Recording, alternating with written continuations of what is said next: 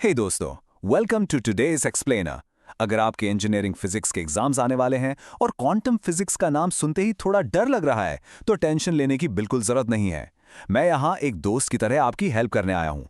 आज हम एक एब्सोल्युटली क्रूशियल टॉपिक को ब्रेक डाउन करेंगे, the wave function. So let's jump right in.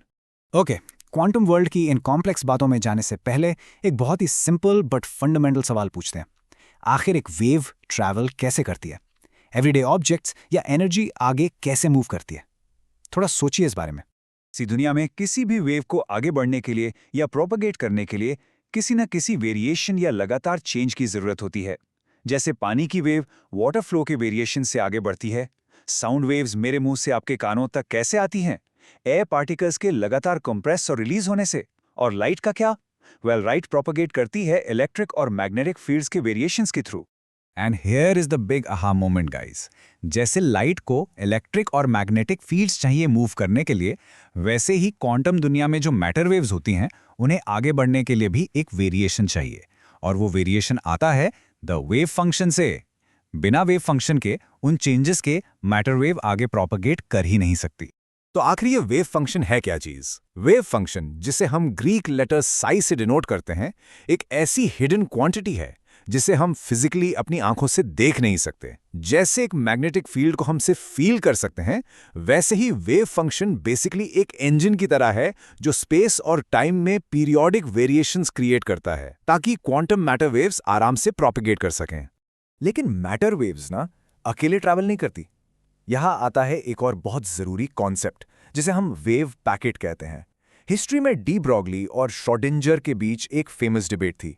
De Broglie ने कहा हर पार्टिकल की एक वेव होती है, पर श्रोडिंगर ने बताया कि एक्चुअली एक पार्टिकल के साथ सिर्फ एक अकेली वेव नहीं जुड़ी होती, बल्कि बहुत सारी वेव्स जिनकी फ्रीक्वेंसीज थोड़ी अलग होती हैं, वो आपस में सुपर इम्पोज होती हैं, यानी मिलती हैं और एक पैकेट बनाती हैं।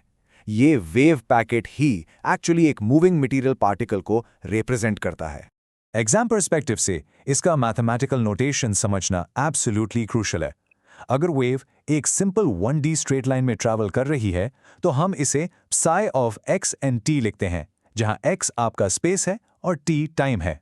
पर अगर हम रियल 3 डायमेंशनल वर्ल्ड की बात करें, जहां वेव x, y और z डायरेक्शन में जा सकती है, तो हम वेक्टर r का यूज करते हैं। एकदम सिंपल सा नोटेशन है, राइट?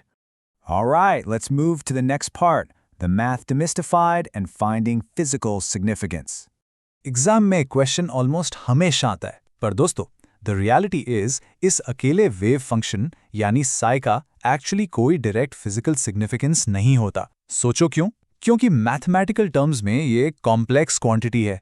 इसमें एक अजीब सा इमेजिनरी पार्ट छुपा होता है। अब आप ही बताओ, जो चीज रियल ही नहीं है, उसका हमारी रियल फिजिकल वर्ल्ड में डायरेक्ट मतलब कैसे निकलेगा? तो इस इमेजिनरी प्रॉब्लम का सॉल्यूशन क्या है? हम इसको मैथ से सॉल्व करते हैं। स्टेप 1, हमारा कॉम्प्लेक्स वेव फंक्शन है Sai equals a plus IB। Step 2, हम इसका कॉम्प्लेक्स कॉन्जुगेट निकालते हैं।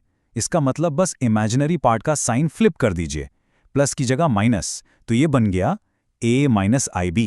स्टेप 3, जब हम इन दोनों को मल्टीप्लाई करते हैं तो मैथ्स का एक छोटा सा मैजिक होता है, आयोटा स्क्वायर -1 हो जाता है और इमेजिनरी पार्ट पूरी तरह से गायब हो जाता है। And boom! Thanks for this math magic, we get a purely real quantity.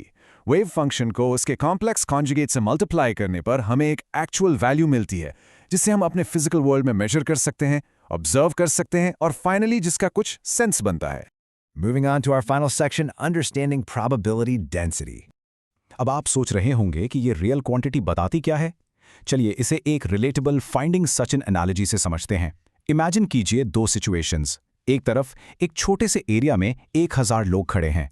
भीड़ बहुत ज्यादा है, यानी पॉपुलेशन डेंसिटी हाई है। तो वहां आपके दोस्त सचिन को ढूंढने के चांसेस यानी प्रोबेबिलिटी ऑब्वियसली बहुत हाई होगी।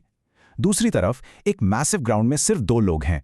यहां डेंसिटी एकदम लो है, तो वहां सचिन के मिलने की प्रोबेबिलिटी भी लो हो जाएगी। Makes total sense, right?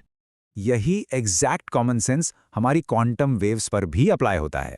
जब वेव आगे बढ़ती है, तो जहां वेव हाईली कंप्रेस्ड होती है, जैसे वो भीड़ वाला ग्राउंड, वहां डेंसिटी ज्यादा होती है। तो उस स्पेसिफिक पॉइंट पर पार्टिकल को ढूंढने की प्रोबेबिलिटी भी हाई होती है। और जहां वेव एक्सपैंडेड या फैली हुई है वहां डेंसिटी कम है और वहां पार्टिकल मिलने की प्रोबेबिलिटी नेचुरली लो हो जाती है। सो अपने नोट्स के लिए ये फाइनल डेफिनेशन लॉक कर लीजिए। प्रोबेबिलिटी डेंसिटी क्या है? ये बेसिकली एक मैथमेटिकल लाइक्लीहुड है, एक स्ट्रॉन्ग पॉसिबिलिटी है कि एक पार्टिकल स्पेस में किसी पर्टिकुलर पॉइंट पर मिलेगा, और ये एग्जैक्टली वही वैल्यू है जो हमने वेव फंक्शन को मल्टीप्लाई करके अभी थोड़ी देर पहले निकाली थी, Sai squared. Alright, let's quickly wrap this up.